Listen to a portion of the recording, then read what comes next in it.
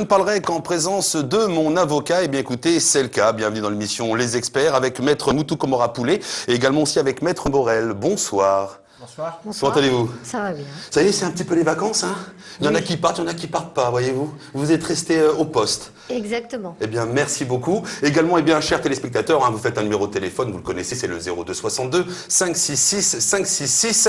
Et d'ailleurs, c'est inscrit en bas de votre écran. Alors écoutez, avant de commencer et d'attendre bien sûr nos appels, on pourra bien sûr les orienter, avoir des réponses précises, nettes et définitives. Non, bien sûr, car il faut bien sûr des dossiers selon les questions. Ça peut être plus ou moins difficile, mais on saura vous orienter et vous donner les bons conseils par nos avocats. Alors juste avant de commencer, justement, on va parler d'actualité. Eh bien, les avocats sont toujours dans la rue. Enfin, du moins en train de manifester. Alors, comme on est ensemble réunis, la question, je vous la pose. Pour quelles raisons? Pour ceux qui suivent un petit peu l'affaire, quels sont également aussi vos ressentis et voilà. Bien, de façon très simple, les avocats, comme tous les indépendants, sont déjà très taxés. Oui. Comme les chauffeurs de taxi, comme les médecins, comme les kinésithérapeutes. Donc on paye déjà beaucoup de charges, beaucoup d'impôts, beaucoup de taxes. Mais trop, ce n'était pas encore assez. Donc le gouvernement a estimé qu'il fallait mettre une taxe supplémentaire pour financer ce qu'on appelle l'aide juridictionnelle. C'est-à-dire, quand vous n'avez pas de sous, vous avez besoin d'un avocat, l'État paye un avocat pour vous et ça c'est normal. Sauf que pour financer ce qu'on appelle l'AJ, l'aide juridictionnelle, qui jusqu'à présent était payée par la solidarité nationale, on a dit non, c'est que les avocats qui vont payer. Alors déjà, non seulement ils sont payés au rabais, mais ça, on avait l'habitude, mais en plus, c'est une taxe payée par les avocats qui va financer les petites sommes qui sont perçues par les avocats pour ce qu'on appelle l'aide juridictionnelle ou les commissions d'office, selon qu'on est au civil ou au pénal. Bien.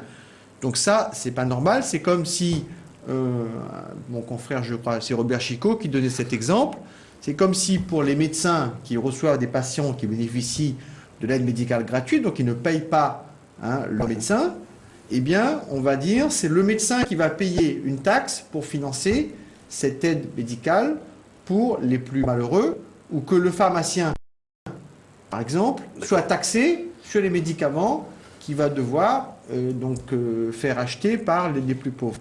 Ça n'a pas de sens, c'est contraire au principe de la solidarité qui doit prévaloir, mais la solidarité qui est payée par tous les Français, pour avoir une justice qui est accessible par les plus pauvres de nos concitoyens. D'accord, donc au final, votre situation, c'est un peu du qui perd, c'est un petit peu, on me donne un peu, mais je redonne de l'autre main. Déjà, on donne pas beaucoup, puisque les aides juridictionnelles sont déjà très mal payées. Pour vous donner une idée, le rapport est de 1 à 4 ou de 1 à 5, entre une même procédure sur un client payant, normal, et un client qui a l'aide judiciaire. L'État considère, non, lui, il paye 5 fois moins. Donc déjà, c'est pas normal. D'accord. Mais en plus, on veut instituer cette taxe. Et puis, vous savez, ça pose un problème plus général, c'est qu'il y a beaucoup de jeunes avocats aujourd'hui qui s'en sortent plus, parce qu'on est trop nombreux dans la profession. Donc il y a une paupérisation qui est importante. Je vais vous dire, à La Réunion, on doit bientôt être 280 avocats en comptant Saint-Pierre. Oui. 280 avocats. Vous n'êtes pas régulé comme les taxis où il y a des licences et puis point barre. Et non, nous, c'est pas quelque chose qui pourrait arriver dans l'avenir, dans le futur. On fait des études, on colle sa plaque. Ce qui est le contraire, par exemple, des notaires ou des huissiers ou des administrateurs judiciaires, où là, c'est des professions, comme les taxis, réglementées. D'accord. Nous, c'est déréglementé. D'accord. Et le mouvement se fait plus ressentir en métropole qu'à La Réunion. Est-ce que vous êtes un petit peu au courant des nouvelles qui ont été données, parce qu'il y a une petite évolution quand même. C'est un problème national. Après, il y a des confrères qui se sentent plus ou moins concernés, et d'autres moins, mais Madame Taubira, là-dessus, elle n'a pas pressenti qu'il allait y avoir une colère des avocats. Les avocats sont en colère, donc ils le font savoir de façon modérée, parce que ce sont des gens qui sont responsables, donc ils ne vont pas bloquer, casser, briser, empêcher les autres de travailler, mais ils font savoir leur mécontentement en disant oui, pour qu'il y ait une justice pour les plus pauvres, mais ce n'est pas à que les avocats de payer, c'est à tous les Français. Vous savez, la France est le pays qui consacre le moins d'argent par rapport à son nombre d'habitants à la justice. On est parmi les derniers en Europe. C'est bientôt l'armée. Oui, bientôt là. Voilà.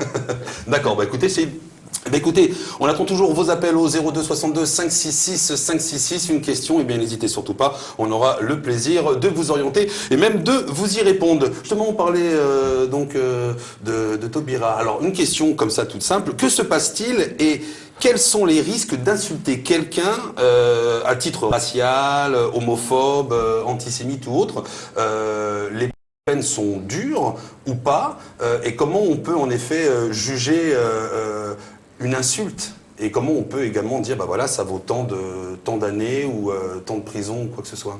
Il faut savoir que les injures tout court, c'est moins puni que les injures à caractère raciste, qui sont plus durement punies.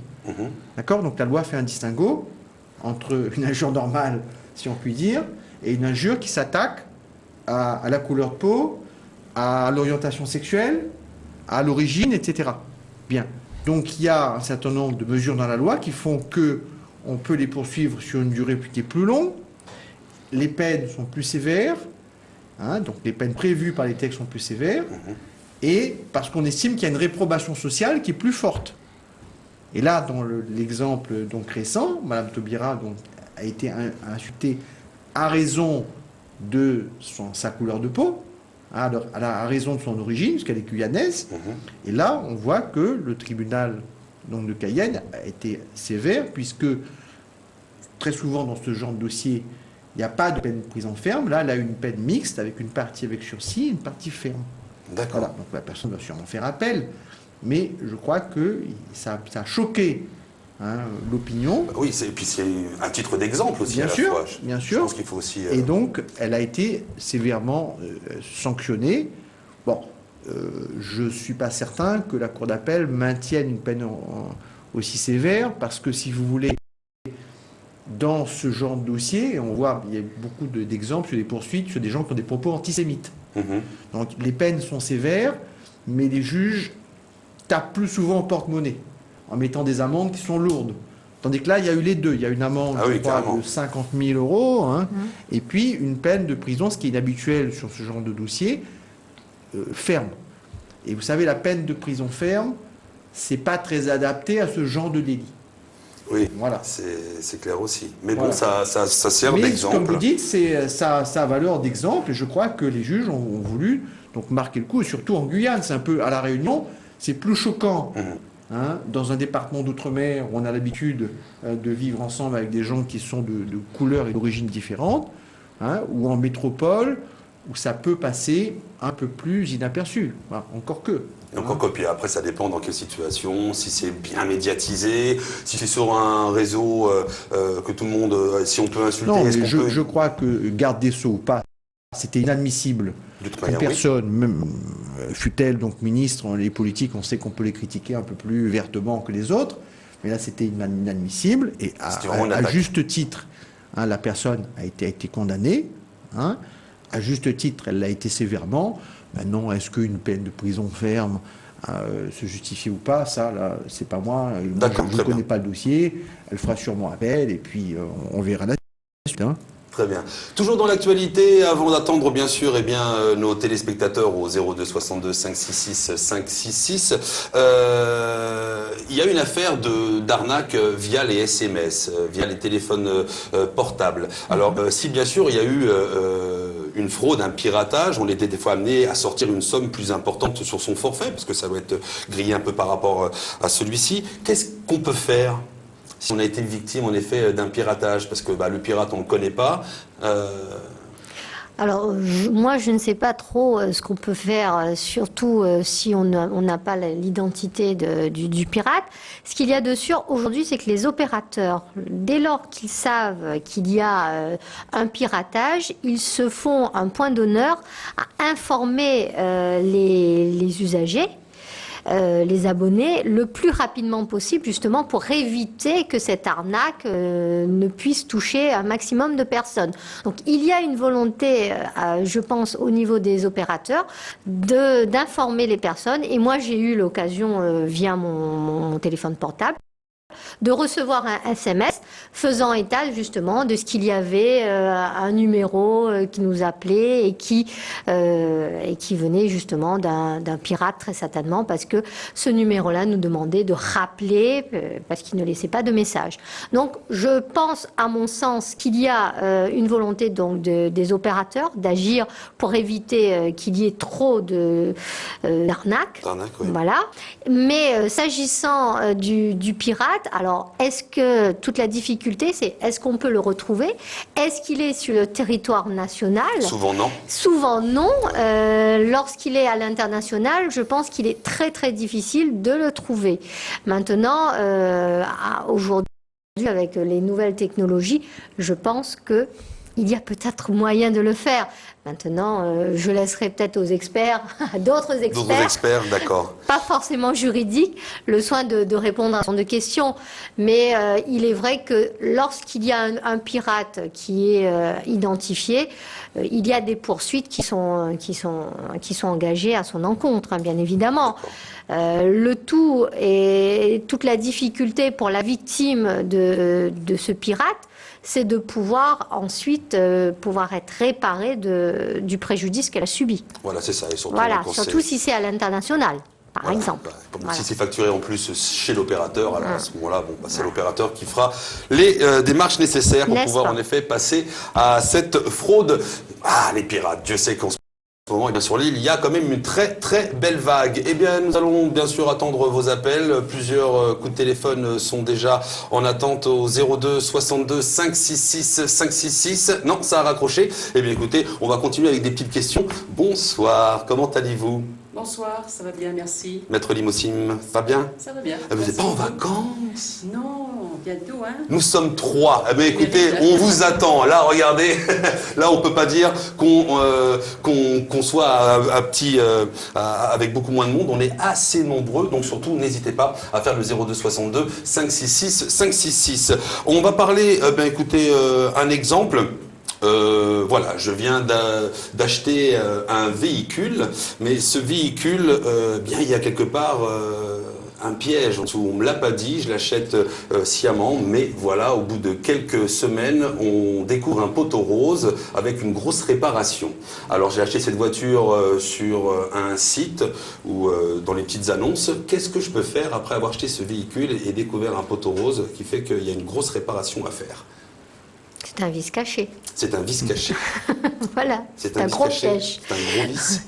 Oui, écoutez, tout d'abord, il est vrai que souvent lorsqu'on achète un véhicule d'occasion, il faut faire très attention. Il faut tout d'abord exiger au moment de la signature de la cession d'obtenir une attestation de contrôle technique datant de moins de 6 mois. Oui. Ça n'est pas la panacée, mais ça permet quand même d'avoir suffisamment d'informations sur l'état du véhicule et si il y aurait une certaine dangerosité de ce véhicule.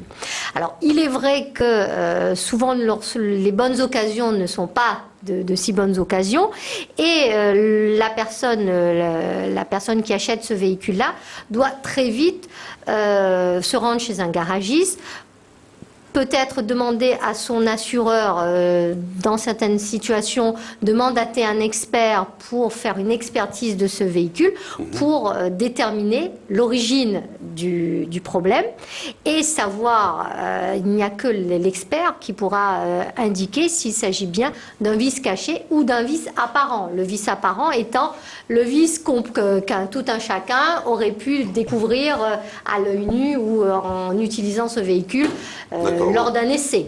Le vice caché, c'est un vice qui doit rendre ce véhicule, c'est un défaut qui doit rendre le véhicule impropre à une utilisation normale. C'est un vice qui doit présenter un certain caractère de dangerosité.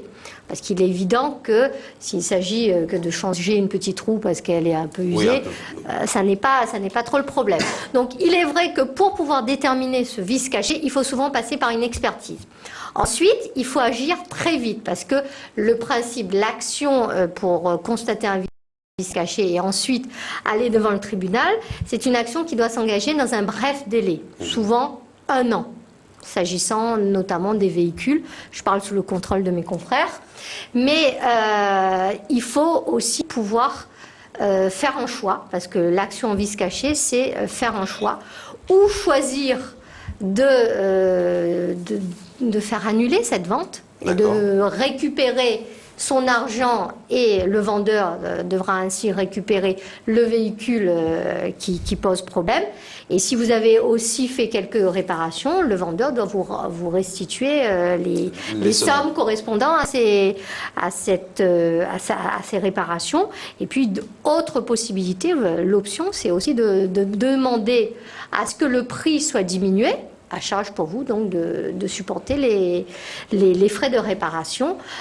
Tout dépend bien évidemment de ce que vous voulez, mais très souvent et dans la majeure partie des cas, les personnes, lorsqu'elles se rendent compte que leur véhicule est affecté d'un vice caché, la première chose, c'est qu'elles veulent se débarrasser de ce véhicule et donc demander l'annulation de la vente, tout simplement. Mais il faut à ce moment-là, à mon sens, se rendre chez un avocat pour pouvoir faire cette procédure, puisqu'il y a quand même des actes de procédure, il faut saisir le tribunal, et qui mieux qu'un avocat pourra conseiller la personne et essayer de faire en sorte qu'elle se sorte de ses difficultés. Très bien, merci beaucoup maître. Eh bien écoutez, au standard, nous avons un appel au 02 62 566 566. Bonsoir, allô, on vous écoute. Bonsoir.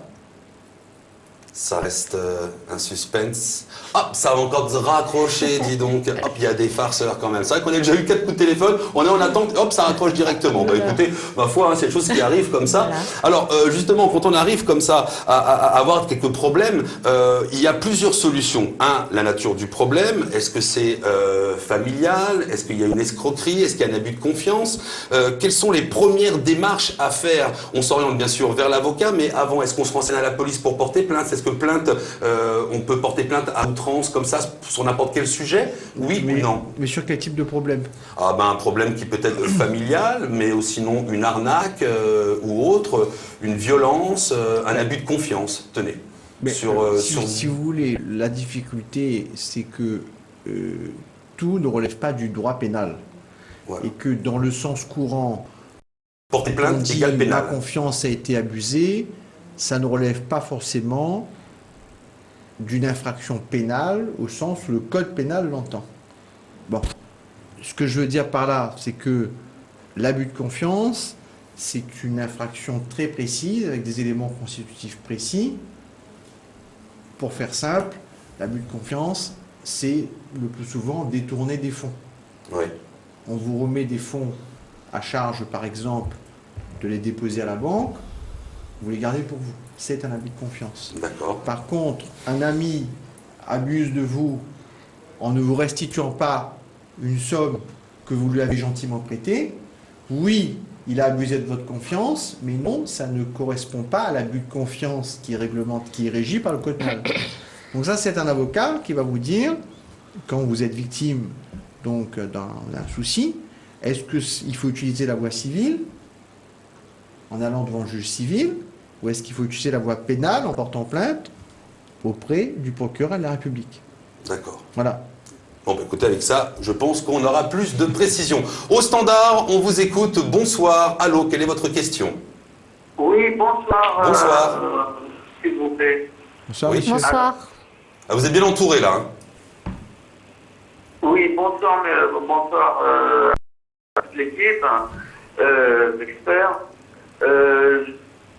Oui, je voulais vous poser une question, s'il vous plaît. On vous sûr. écoute. S'agissant d'Internet, vous avez des... Comment ça, des... on est surveillé par... On est surveillé. Par exemple, je peux citer le nom? Non, si on peut éviter. De qui? Ça dépend. On va On éviter est surveillé de citer par, un nom. des logiciels américains, bien sûr. Ah. Mhm. Et tout ce qu'on saisit est contrôlé et puis décodé systématiquement. On n'a aucune protection Sur votre vie privée? sur ce qu'on saisit, quoi, sur les données qu'on saisit, sur les informations qu'on recueille. Et ils arrivent même à infiltrer les ordinateurs d'État. Ouais. Oui, ça, j'ai Évidemment. été piraté il n'y a pas très longtemps aussi. Ouais. Ah bon Comment aussi. se Moi aussi. protéger? Ah oui, j'ai reçu. Ouais. À ce qui paraît, j'étais en vacances en Grèce. Ouais. En Afrique. Oui, alors monsieur, on vous écoute, oui. Ouais, mais c'est un gros risque parce que, bon, ben, Alors, la question, c'est qu'est-ce qu'on peut faire, c'est ça? oui, voilà, pour protéger l'État, déjà les intérêts supérieurs de l'État. Les... Parce que je travaille à l'intérieur. Oui, oui. D'accord, ah bah alors là, je crois que c'est même pas ici où il faut téléphoner, là. Là, c'est, oui, ça, hein, renseignements généraux, là, il faut moi, essayer. je peux faire une réponse qui ne sera pas une réponse en droit. Je crois, mais vous avez raison, monsieur, sur le fait qu'aujourd'hui, aucun ordinateur n'est totalement étanche, aucun système n'est totalement étanche. Et on peut pénétrer. Hein, moi, j'ai été victime récemment d'un piratage, c'est-à-dire... Oui, moi, on m'a piraté mon mot de passe. Ben, vous voyez, donc moi, c'est des gens... Ma boîte mail a été piratée, et donc des amis, des clients, etc. ont reçu un mail qui soi-disant émanait de moi, mais qui en fait n'émanait pas du tout de moi. Bien. Donc à partir de là, si vous voulez, ça montre bien, et l'actualité, par exemple avec l'affaire Snowden, hein, qui est ce personnage, qui a réussi à infiltrer les systèmes informatiques des États-Unis, notamment les conversations diplomatiques, donc ça devait être codé. Et pourtant, il a réussi à forcer donc, à imprimer, donc à voir, par exemple, qu'est-ce que le président Obama disait de tel ou tel homme politique en disant c'est un farceur ou c'est un con, bref. Et on voit bien que donc aucun système n'est étanche. Et aujourd'hui, le fait que tout soit connecté, les téléphones avec les ordinateurs avec les iPads, etc. Hein, aujourd'hui, donc il y a des fraudes qui se mettent en place, notamment des fraudes d'argent pour essayer donc de soutirer, de pénétrer par exemple sur votre compte en banque, monsieur. On parle sans arrêt de fraude sur Internet, puisqu'on donne notre numéro de carte quand on fait un achat en ligne. Eh bien, il y a des gens qui vont le récupérer pour tenter de vous soutirer de l'argent. Donc c'est un réel problème. Et il n'y a pas de réponse, je dirais, qui sécurise à 100% ces systèmes. Hein, il y a une course entre, d'un côté, les systèmes institutionnels, les États, les banques, qui essayent de trouver des solutions pour cadenasser, pour sécuriser ces systèmes. Et puis, vous avez des personnes qui utilisent des informaticiens qui, avec leur ingéniosité, vont tenter de trouver des systèmes pour contourner la sécurité. Bon, ça, c'est un problème plus technologique que juridique. Et aujourd'hui, on voit bien qu'aucun système n'est totalement fermé. Absolument. Fiable. Ouais, à 100%, ça n'existe pas encore. Voilà. Et ça se vérifie à l'heure actuelle. Voilà, monsieur. Il y a une chose qui est certaine, c'est que si on vous envoie un message pour vous demander de l'argent, vous n'envoyez pas. Hein, je crois que c'est clair. Même si c'est signé de moi. Même si c'est signé de Maître Morel. Donc voilà, surtout, n'envoyez rien. Bien. Voilà. Merci beaucoup, monsieur. Merci Bonsoir, monsieur. infiniment et félicitations pour votre émission. Ben, merci beaucoup. Puis d'ailleurs, sachez que cette émission, elle fonctionne grâce à vos appels. Et merci, pareillement, une très très bonne soirée. Et bien sûr, elle fonctionne grâce à vos appels et au 02 62 566 566. Alors, on me fait signe qu'il y a un farceur qui téléphone et qui raccroche à chaque fois. Ou alors, c'est un forfait très court. Ou alors, la question n'a pas encore fini d'être façonnée et posée. Eh ben, écoutez, ma foi, on y va. En attendant, bien sûr, un autre appel, une petite question. Ça avait fait couler pas mal d'encre aussi. On parlait de la garde à vue. Alors, garde à vue est élastique. La garde à vue se raccourcit, se rallonge. On ne peut pas garder quelqu'un très longtemps si l'avocat n'est pas là. Comment ça se passe un petit peu dans ce monde de la garde à vue? Bon, écoutez, la garde à vue, c'est une disposition qui est prévue par la loi, qui permet de conserver quelqu'un sous la main, d'où l'expression garde à vue, de le garder à vue, contre son gré, pendant une période de temps déterminée. C'est en principe 24 heures, ça peut être reconduit sur décision du procureur de la République 24 heures de plus, qui fait 48. 48 heures. Et pour certaines infractions précises, la garde à vue peut être plus longue. Par exemple, si vous voulez, pour des faits de trafic de drogue en bande organisée, ça peut durer jusqu'à 4 jours. D'accord. Donc vous avez des durées qui sont adaptées en fonction de ce qu'on est susceptible de vous reprocher.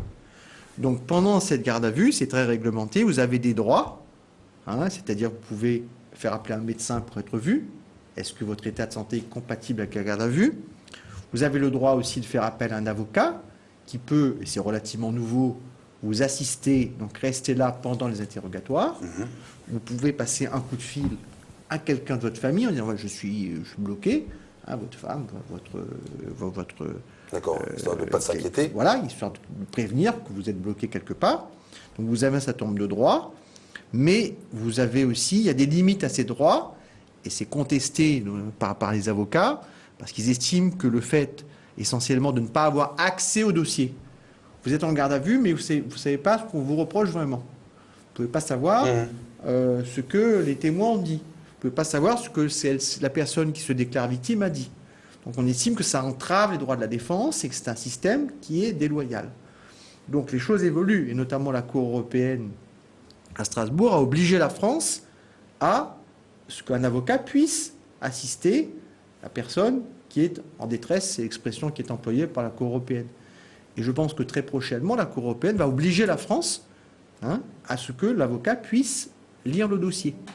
D'accord. Pour pouvoir être à armes égales avec l'accusation. Vous savez, la France, elle donne beaucoup de leçons en matière de droits de l'homme, mais elle est archaïque. La Chambre criminelle de la Cour de cassation, qui est la juridiction suprême en matière pénale, ne casse que 3% des décisions qui sont rendues par les juridictions pénales. Donc elle n'évolue pas, et l'évolution se fait sous les coups de boutoir de cette juridiction internationale qui est la Cour européenne, qui oblige la France en disant « mais vous êtes la plus condamnée en Europe avec la Turquie.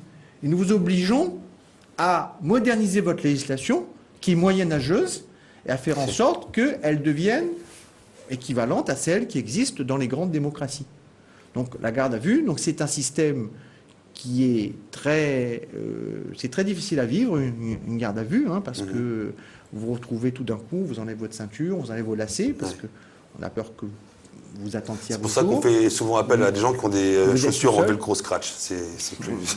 Voilà. Mais chaussures ou pas, je pense que c'est un système qui est très violent au sens moral du terme. Bien sûr, Maintenant, c'est fini, les policiers ne vous frappent plus. Bon, en tout cas, c'est marginal. Il y a de moins en moins de bottins. Oui, c'est vrai. Donc voilà, je pense qu'il n'y a plus de violence au sens physique, mais c'est une violence au sens moral. Mais également, c'est un système qui est très efficace pour l'enquête, parce que c'est vrai que quand vous êtes à table face à un gendarme, pendant une durée qui est longue, 24 heures, il y a une pression, en effet, comme vous le dites. Une pression psychologique, on dit mais si, pourquoi vous dites ça? Mais vous ne savez même pas ce qu'il y a dans le dossier. Votre avocat, il ne peut pas vraiment intervenir, si ce n'est pour poser des questions. Donc il est là plus pour vous réconforter. Un petit peu comme lanterne, simplement pour éclairer un petit peu cette garde à vue, c'est ça. Donc c'est quelque chose qui est très compliqué, et on voit pour tout le monde. D'ailleurs, récemment, vous voyez l'ancien président de la République, en garde à vue, puis présenté à des juges en pleine nuit. Donc ça reste quand même, je dirais, des systèmes qui sont très intrusifs et très violents, mais il faut trouver un équilibre entre les droits de la défense et puis la possibilité pour les enquêteurs, notamment dans les affaires graves à mon sens, parce qu'à un moment donné, on utilise les gardes à vue pour tout et n'importe quoi. Vous faites un excès de vitesse, on vous arrête un peu plus loin, vous n'avez pas vu que vous étiez poursuivi, on vous arrête 1 kilomètre plus loin, hop, en garde à vue.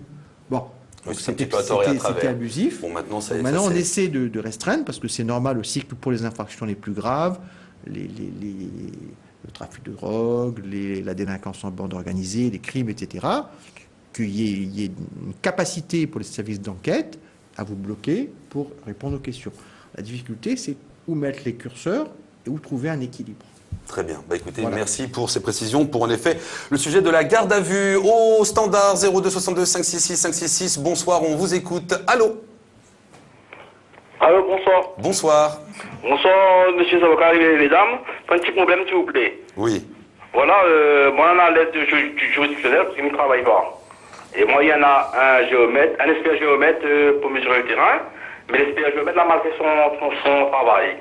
Comment faire pour relancer l'affaire, s'il vous plaît? Oui, bonsoir, monsieur. Bonsoir. Alors, cela veut dire que si vous bénéficiez de l'aide juridictionnelle, vous avez également non seulement l'expert judiciaire qui vous a été donné et que vous n'avez pas payé, mais ça veut dire aussi que vous avez certainement un avocat qui vous a été désigné Alors, je ne sais pas à quel stade se trouve votre procédure. Est-ce qu'elle est terminée ou pas terminée? Terminé, moi, je voulais faire, enfin, je voulais faire un système pour voir la constatation de mon acte. Et là, il y a un papier pour maintenant dire ça fait un nouveau plan cadastre. Mais moi, je ne suis pas d'accord. Monsieur, si votre procédure est terminée, ça veut dire qu'il y a un jugement. Vous savez que s'il y a un jugement, si vous n'étiez pas d'accord avec ce jugement, il fallait faire appel. Est-ce que, si c'est possible encore, vous demandez à votre avocat si c'est encore possible de faire appel, parce que vous avez un certain délai pour faire appel. Il faut vraiment décider assez vite. En général, si cette décision ne vous convient pas, l'appel doit s'interjeter dans un délai de 1 mois. Mais non pas 1 mois à compter du moment où le jugement a été rendu, mais à 1 mois à partir du moment où votre adversaire vous a envoyé par un huissier ce qu'on appelle une signification de votre jugement. Et à partir de là, court le délai d'1 mois pour faire appel. Si vous êtes toutefois encore dans ce délai, apparemment vous n'êtes pas content du résultat, vous n'êtes pas content de ce que l'expert judiciaire a dit, vous avez cette opportunité de former appel. Alors, rapprochez-vous peut-être de votre avocat et c'est la première chose qu'il faut faire. Donc, voir si vous êtes dans les délais. Ah, d'accord, ben, merci beaucoup. Merci. Merci beaucoup. Merci, bonne soirée. Bonsoir, monsieur. On continue au standard. Bonsoir. Allô? C'est à vous, on vous écoute. Ah oui, bonsoir. Bonsoir. Je voudrais poser une question à l'avocat. Oui. Je voulais savoir, normalement, pour avoir une aide juridictionnelle, on nous oriente souvent vers les avocats qui n'ont pas beaucoup comment dire, ça m'échappe. Et moi, ce que je voulais savoir, c'est est-ce que, par exemple, on va dire, en gros, les grosses têtes, comme l'avocat que je vois en ce moment, ou d'autres que je ne prononcerai pas le nom, est-ce qu'ils font l'aide juridictionnelle, s'il vous plaît? En ce moment, ils sont dans la rue. En ce moment. Qui me répond? Alors, Oui. Alors, madame, l'aide juridictionnelle, la plupart des cabinets d'avocats, moi je parlerai du barreau de Saint-Denis, voire même du barreau de Saint-Pierre, la plupart des cabinets acceptent des dossiers au titre de l'aide juridictionnelle. Il y a maintenant des cabinets qui vous disent non, nous ne prenons pas de dossier à l'aide juridictionnelle. C'est leur choix, hein, et on ne peut pas le contester. Mais sur Saint-Denis, je pense que quasiment tous les cabinets d'avocats, même les gros cabinets, parce que ce que vous étiez en train de suggérer, c'est qu'il y a des gros cabinets et puis d'autres cabinets. Voilà. Mais la plupart des cabinets, que ce soit les gros ou les moins gros, les avocats d'expérience ou avec un peu moins d'expérience, acceptent certains dossiers au titre de l'aide juridictionnelle. C'est un choix de l'avocat. Ce choix de l'avocat, nous ne pouvons pas le discuter. Il est évident que si vous allez voir un avocat et qui vous dit qu'il ne prend pas ce dossier à l'aide juridictionnelle, vous avez le choix d'aller consulter un autre avocat. Il faut savoir, au titre de l'aide juridictionnelle, il y a 2 possibilités. La première possibilité, c'est que vous faites une demande d'aide juridictionnelle et vous avez un avocat quelconque qui sera désigné par le président du bureau d'aide juridictionnelle pour vous assister dans la procédure que vous entendez engager. Et puis il y a un autre système qui est vous en tant que client potentiel, vous allez consulter un avocat et vous lui demandez s'il accepterait de prendre votre dossier au titre de l'aide juridictionnelle parce que vous n'avez pas les ressources nécessaires pour pouvoir le payer. Et s'il accepte, il vous fera ce qu'on appelle une acceptation. Il vous donnera un dossier d'aide juridictionnelle ou un dossier d'aide juridictionnelle que vous allez monter avec l'association à Saint-Denis, la RAJUFA, dans les locaux de la RAJUFA. Avec cette acceptation, ce sera cet avocat-là qui sera désigné par le président du bureau d'aide juridictionnelle. Donc c'est à vous de voir.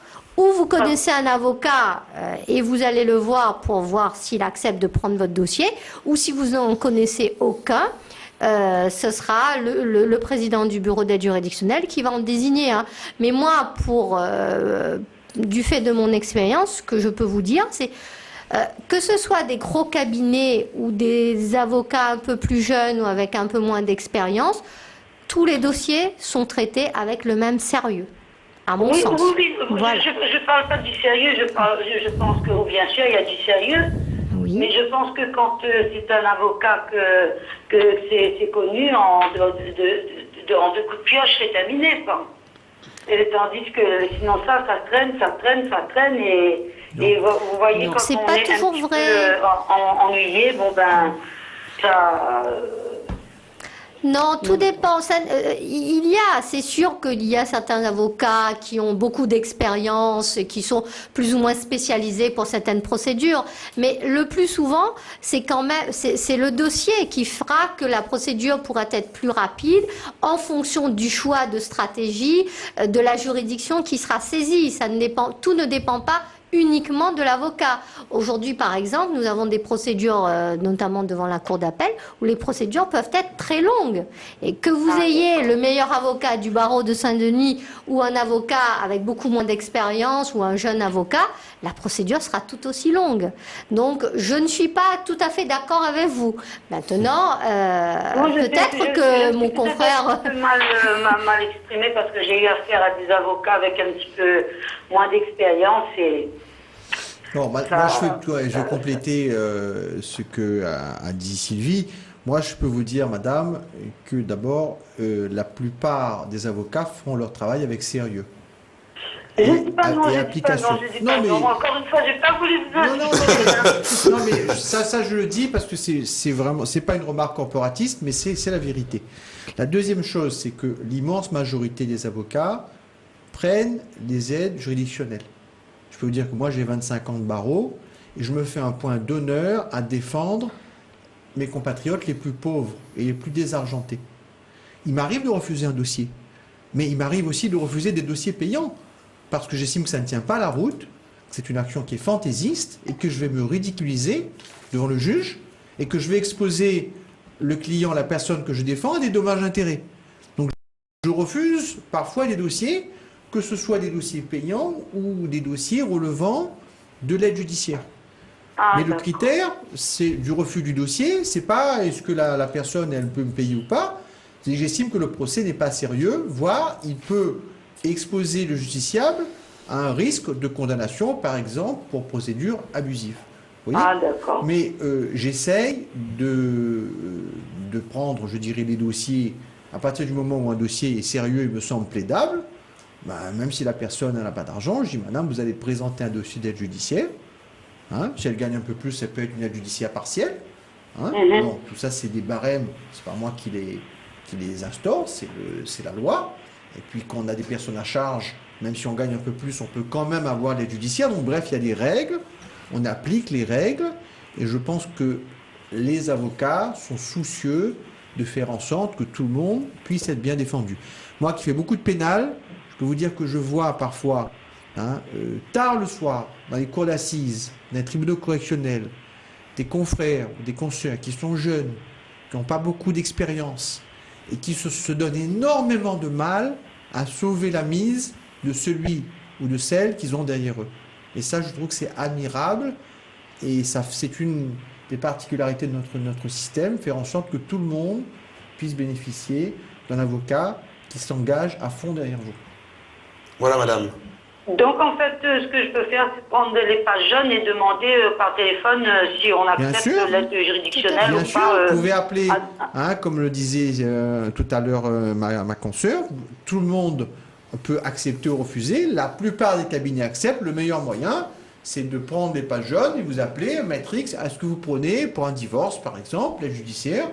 Si c'est oui, c'est très bien, vous prenez rendez-vous. Si c'est non, vous avez de fortes chances qu'en s'adressant à celui d'après, il accepte. Et puis je vais vous dire aussi, les cabinets acceptent parce que contrairement à ce qu'on pense, les cabinets, il y a beaucoup d'avocats, beaucoup de jeunes avocats. Donc l'aide judiciaire, même si c'est pas très très bien rémunéré, les avocats, ils en ont besoin pour vivre. Ah ben oui, c'est clair. Voilà. Ça fait un petit fixe. Voilà. Écoutez, je vous remercie. Je vous en prie, madame. Je peux mal exprimer. Non, mais c'était très bien. On a appuyé sur ce point, il n'y a pas de souci. C'était pas mal amené, c'était pas du tout agressif. Et nous, ça nous permet au contraire d'expliquer ce qu'on fait, dans des conditions qui sont parfois difficiles, parfois un peu moins dures. Mais vous savez, il y a un grand avocat qui a écrit un livre avec un titre qui m'a marqué, moi, quand j'étais étudiant en droit, ça s'appelle « Les défendre tous ». Bien voilà, les avocats qui ont une conscience professionnelle et qui ont la noblesse de la profession, c'est pour les défendre tous. Bon, Ouais, pour madame. vous prendre au mot, je vais prendre les pages jaunes et je vais me chercher un jeune avocat, qui... Un jeune beau avocat, c'est ça? Bon, je suis pas encore avocat. Mais bon, je suis pas jeune non plus, hein, encore loin d'être beau. Allez, bah écoutez, madame, en effet, un petit tour sur les pages jaunes et puis bah écoutez, en vous souhaitant bonne continuation. Écoutez, je vous remercie tout le monde. Hein. Merci beaucoup. Merci, au revoir. Au revoir. Merci. Y a-t-il quelqu'un au standard au 02 62 566 566? Eh bien écoutez, on vous invite à nous poser votre question. Bonsoir. Bonsoir. Bonsoir. Ça, madame. On vous écoute. Oui, j'ai deux soucis à vous soumettre. On va prendre le premier. Voilà, le premier, c'est que j'ai un souci avec pour mon fils. Là. Il est parti faire une formation en métropole. Oui. Et, Oui. ce qui s'est passé, c'est que il y a un organisme qui s'est chargé de payer sa formation, plus les billets d'avion et tout ça. Est-ce que je peux citer l'organisme? Mais pourquoi pas? C'est public de toute façon. Oui, Allô? c'est un organisme public, allez-y. Hein. Est-ce que je peux citer l'organisme, le nom de l'organisme, s'il vous plaît? Bon, c'est pas obligé. Bon, allons-y, allons-y. Oh, c'est pas une marque. Oui. Voilà, c'est que mon fils est parti en métropole, il devait faire une formation. Normalement, il avait trouvé un centre de formation. Oui. Oui. C'est quand normalement il avait trouvé un centre de formation. Il a fait son dossier et tout avec l'organisme qui s'occupe s'est chargé de payer son billet d'avion et la formation. L'organisme en question n'a pas étudié son dossier. Oui. Attendez, ne quittez pas. Non, non, on quitte pas. On va prendre l'apéritif en attendant. Chargé de son dossier, Forfait voyelle. On vous entend une fois sur deux. oui. Voilà. Et donc, ce qui s'est passé, c'est que il a payé une avance au premier organisme de formation. Oui. Et il a eu son billet, il a eu son billet pour partir en métropole. Le lendemain, l'organisme qui s'est chargé de son dossier à La Réunion l'appelle pour lui dire qu'on annule son billet. D'accord. Parce qu'il manquait des heures il manquait des heures de formation. Il manquait quoi, excusez-nous? Il manquait des heures. Il manquait des heures.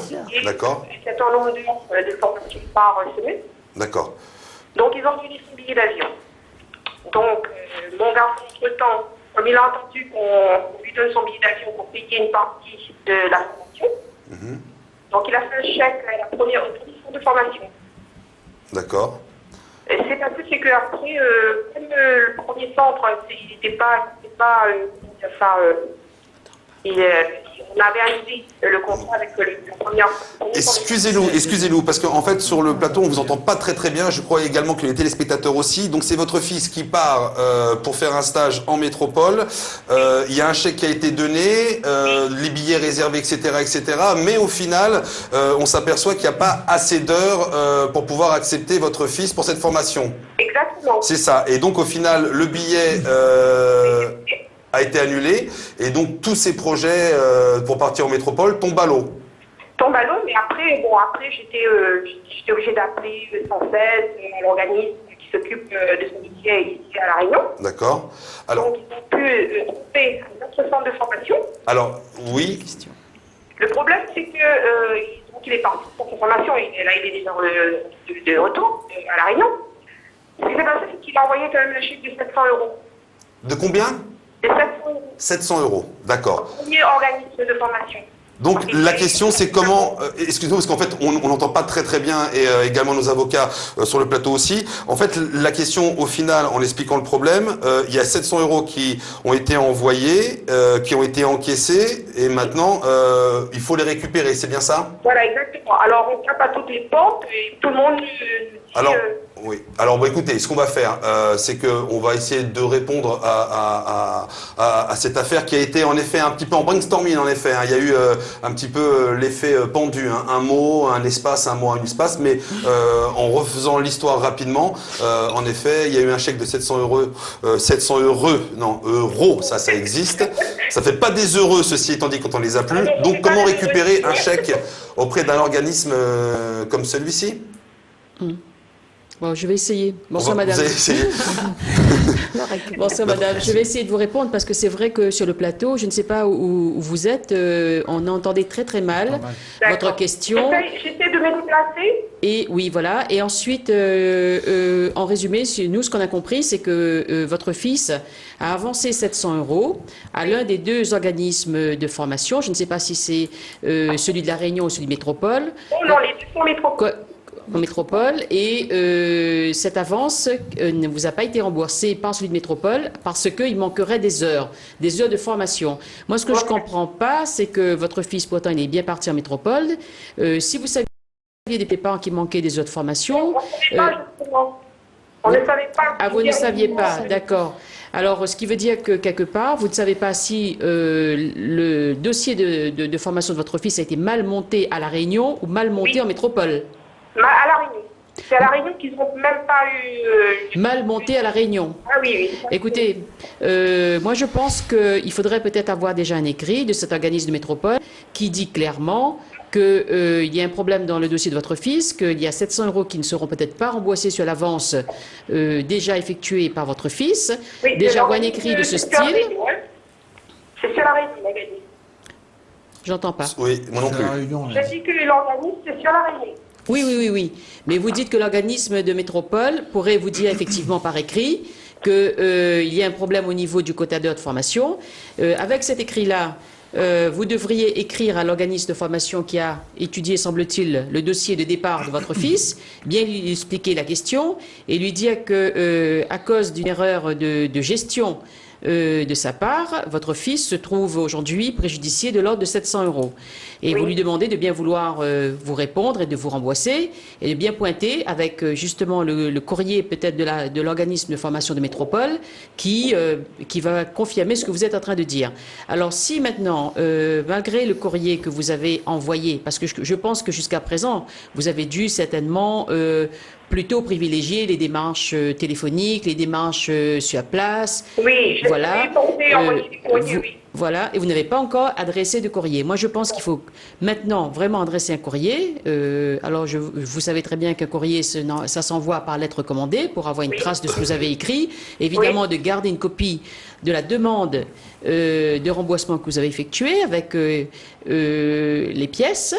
Et vous leur donnez un certain délai pour pouvoir vous répondre. Si au-delà de ce certain délai, je ne sais pas, 15 jours par exemple, le courrier est retiré par recommandé et toutefois, il n'y a aucune réponse. Vous pouvez effectuer une petite relance et si maintenant il n'y a toujours pas de réponse, je pense que vous devriez peut-être aller, il y a plusieurs façons, soit votre fils ou vous-même, vous êtes prête ou prêt à engager une procédure judiciaire pour retrouver ces 700 euros, ou bien vous n'êtes pas prêt parce que, bon, pour des X raisons, notamment financières, je ne sais pas, auquel cas vous pourriez peut-être envisager une petite démarche qui est à la fois amiable et contentieuse, par exemple les attraire devant une maison de justice et demander par exemple à la maison de justice, au médiateur, d'essayer de faire cette démarche. Si maintenant vous ne voulez pas passer par cette démarche qui va finalement éviter une procédure, si c'est possible, mais néanmoins vous faire peut-être allonger un peu plus le délai de solution de cette affaire. Consultez aussi, je vous propose un avocat. Vous savez, nous tenons des permanences en maison de justice, donc vous pouvez vous renseigner sur les dates, les prochaines dates de permanence. Faites voir clairement les documents de votre dossier à cet avocat de permanence, parce que là, comme je vous disais tout à l'heure, on n'a pas très bien entendu tous vos éléments que vous nous avez indiqués. La conversation était très mauvaise sur la ligne. Donc, peut-être faites voir votre dossier, les pièces de votre dossier par un avocat. Ensuite, s'il estime qu'il y a matière à engager une procédure, vous avez aussi une possibilité d'engager une procédure par le biais d'un avocat et il vous indiquera quelle serait la meilleure solution compte tenu du montant, du quantum de la demande, 700 euros. C'est possible de le faire même sans avocat, mais comme je ne sais pas si votre dossier est très très facile, puisque comme vous l'avez dit vous-même, chacun se rejette la balle. On ne saura pas exactement peut-être d'où vient le problème de façon très très claire. Je vous recommande fortement d'amener votre dossier et de montrer un avocat, notamment peut-être par le biais de la maison de justice ou d'une permanence d'avocat. D'accord. Oui. Je vous remercie. Merci. Et un autre souci. Ah oui, alors écoutez, le deuxième souci, oui, c'est non, compliqué. on n'aura pas la possibilité puisqu'on vous entend très très mal. Donc on vous invite à ce moment-là, la semaine prochaine, Ok. changer d'opérateur. Non, ou changer de... Non, je plaisante. Mais s'il y a possibilité d'avoir un téléphone fixe, comme ça au moins ça évitera les hachures et on pourra avoir le plaisir bien sûr de vous répondre comme il se doit. Ben, je vous remercie beaucoup. Merci beaucoup. Au revoir. Au revoir, très bonne soirée et à la semaine prochaine. On continue au standard. Oui, l'émission n'est pas encore terminée au 0262 566 566. Bonsoir, on vous écoute. Bonsoir. Oui, allô, bonsoir. Oui. Bonsoir. Vous avez la télévision avec le son derrière? Moi Oui. Oui, ça va très loin. Oui. Est-ce qu'il y aurait possibilité de pouvoir baisser le son de votre télévision, s'il vous plaît? Oui. Je vous remercie beaucoup. Voilà, je me suis mis un peu à l'écart. Très bien, vous êtes à l'écart. Voilà. Ça se En fait, ressent. je vous appelle pour avoir quelques petits renseignements sur une histoire qui m'arrive. J'ai intégré une maison sociale en octobre 2012. En début décembre 2013, enfin en janvier 2013, j'ai commencé à avoir des courriers anonymes me demandant de quitter le logement. Cela a duré pendant 7 mois. Notamment mon bailleur social en a reçu aussi, comme quoi j'avais cassé la maison, j'avais fait des travaux. Ils sont venus me vérifier. Évidemment, ils n'ont rien remarqué de cassé et autres, et de travaux. Ensuite, on a continué à envoyer des courriers anonymes avec des menaces sur mes enfants et sur ma famille. Je suis allé voir la gendarmerie, ils ont pris un genre de déposition. Apparemment, des personnes ont été entendues, mais ça n'est pas allé plus loin. Les courriers anonymes se sont arrêtés et 2 mois après, là, j'ai un voisinage qui m'accuse de cogner contre le mur mitoyen. Et c'est un mur en béton armé ou en bloc américain mais trempé. Et il a porté plainte. J'ai reçu un avertissement de ce bailleur social sans aucune autre mesure. C'est-à-dire, j'ai eu un courrier d'avertissement, comme quoi je tapais contre le mur. J'étais moi-même surpris. Et si vous voulez, là, ça fait 7 mois. 7 mois que ça dure. Il y a eu 2 investigations de la gendarmerie. Ils n'ont bien sûr rien trouvé. Ils ont même certains éléments comme des enregistrements faits, comme quoi je tape sur le mur et je suis absent de la maison. Et je ne sais plus quoi faire. Alors, là, je ne sais plus quoi faire et franchement, et si vous voulez, c'est vraiment, là, ça fait 1 an et demi, c'est du harcèlement et je comprends pas. Et là, ils sont encore venus une 2e fois. Et le comble, c'est le plaignant a fourni, quand la gendarmerie et le bailleur social est venu dans la maison, il a fourni un manche de pioche en disant tapez avec cela.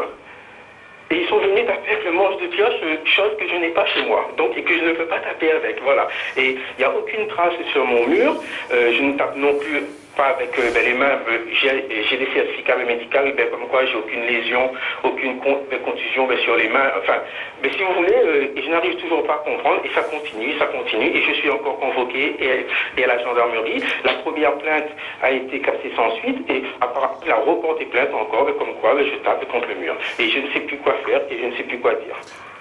Voilà, voilà un peu, en gros... Waouh. C'est alors soit solution numéro 1, taper moins fort. Non, je plaisante bien sûr. Non, je plaisante. Soit il faudrait appeler SOS Fantôme, parce que si l'un ou l'autre, c'est aberrant quand même. On reçoit des lettres de menaces. Alors, est-ce que vous avez entendu également ces bruits? Ben écoutez,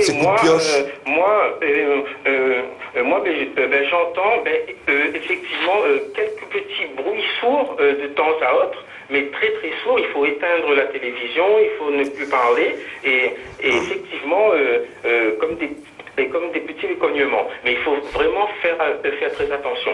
Mais c'est la gendarmerie qui m'a dit de faire attention et de voir si j'entendais. Mais effectivement, et de temps en temps, et j'en ai entendu, mais je ne vais pas accuser qui que ce soit. Bon, bah écoutez, on a bien compris l'histoire qui est assez étonnante et à la fois effrayante. Non, mais tout le monde me dit c'est étonnant et toutes les personnes que je vois me disent c'est absurde, mais d'accord. Si vous voulez, moi j'étais... Oui. Comme nous arrivons à la fin de notre émission, on va quand même essayer de vous donner une orientation, mais la police, la gendarmerie, etc. Donc là, se plaint... il est vrai que votre situation est assez particulière et peut-être même exceptionnelle. Alors, vous êtes en fait victime d'un plaisantin ou voire de quelqu'un qui vous en veut suffisamment pour faire en sorte de vous envoyer des lettres anonymes. Alors, le problème des lettres anonymes, c'est que même si vous allez porter plainte, les policiers ou les gendarmes, ils ont beaucoup de mal à retrouver l'auteur. Alors souvent, la personne qui est victime de lettres anonymes, elle peut deviner ou essayer de voir dans son entourage s'il y a une personne qui lui en veut. Alors, les courriers anonymes sont assez explicites. Excusez-moi, on va pas refaire, si vous voulez, l'histoire, parce que, voilà, je crois qu'on l'a bien compris. Les courriers anonymes, c'est qu'ils sont anonymes, monsieur. Voilà, c'est ça. C'est qu'on ne connaît pas qui l'a écrit, même si c'est explicite. Voilà. Comment on ne peut connaître qui l'a écrit? Donc, voilà. alors, il est vrai que si cette personne, maintenant, après les lettres anonymes, elle vient dénoncer le fait que vous êtes en train de taper contre votre mur avec un manche de pioche, c'est que, à minima, cette personne, elle est de votre voisinage. Voilà.